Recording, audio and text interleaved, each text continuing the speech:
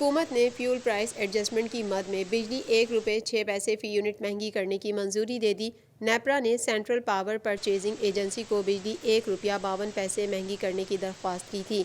दरख्वास्त अक्टूबर और नवंबर की फ्यूल एडजस्टमेंट की मद में दी गई, जिसमें नवंबर के लिए बिजली की कीमत में 95 पैसे फ़ी यूनिट और अक्टूबर के लिए बिजली 57 पैसे फ़ी यूनिट महंगी करने की दरख्वास्त की गई थी। नेपरा हुक्काम के मुताबिक फ्यूल प्राइस एडजस्टमेंट की मद में नेपरा में समात मुकम्मल हो गई है और अक्टूबर और नवंबर की फ्यूल प्राइस एडजस्टमेंट की मद में बिजली ₹1.06 फ़ी यूनिट महंगी करने की मंजूरी दे दी गई है।